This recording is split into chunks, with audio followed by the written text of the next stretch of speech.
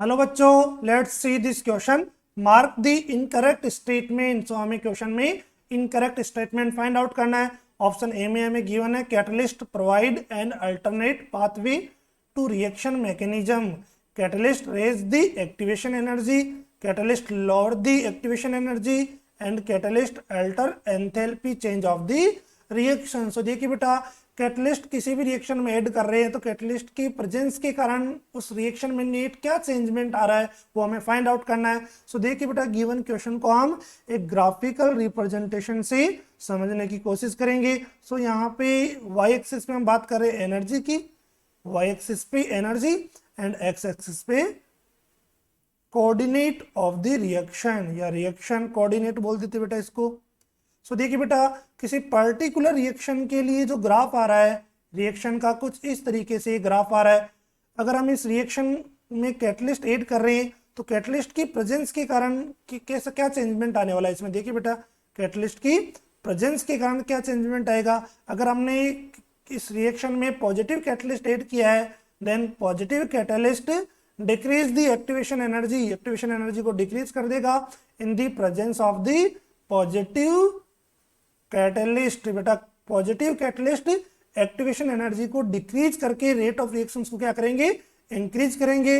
अगर इस रिएक्शन में हमने नेगेटिव कैटलिस्ट ऐड किया बेटा तो नेगेटिव कैटलिस्ट क्या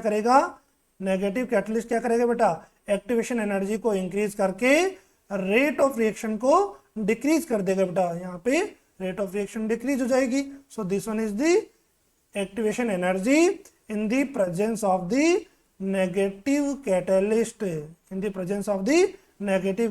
this one is the activation energy EA double dash and this one is the activation energy EA dash। so देखिए बेटा, अगर हम रिएक्शन में पॉजिटिव कैटलिस्ट ऐड कर रहे हैं तो पॉजिटिव कैटलिस्ट एक्टिवेशन एनर्जी को डिक्रीज करके रेट ऑफ रिएक्शन को इंक्रीज कर रहा है and negative catalyst activation energy को इंक्रीज करके रेट ऑफ रिएक्शन को डिक्रीज कर रहा है।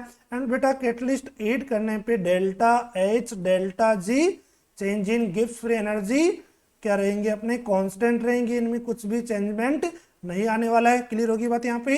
एंड के इक्विलिब्रियम कांस्टेंट भी क्या रहेगा, अपना कांस्टेंट रहेगा बिकॉज कैटलिस्ट इक्वल एक्सटेंट में बेटा फॉरवर्ड एंड बैकवर्ड रिएक्शन को इंक्रीज एंड डिक्रीज करते हैं। तो देखिए ऑप्शन ए में हमें गिवन है catalyst provide and alternate pathway to the reaction mechanism. तो बेटा जो कैटलिस्ट है वो रिएक्शन मैकेनिज्म को एक अल्टरनेट पाथवे प्रोवाइड कराता है जिससे क्या होता है बेटा, रेट ऑफ रिएक्शन इंक्रीज और डिक्रीज होती है। So option A is the correct answer. देखिए बेटा, यहाँ पे करेक्ट है ये स्टेटमेंट। क्वेश्चन में हमसे इनकरेक्ट स्टेटमेंट पूछा गया। कैटलिस्ट रेज दी एक्टिवेशन एनर्जी, बेटा नेगेटिव कैटलिस्ट एक्टिवेशन एनर्जी को रेज कर देते।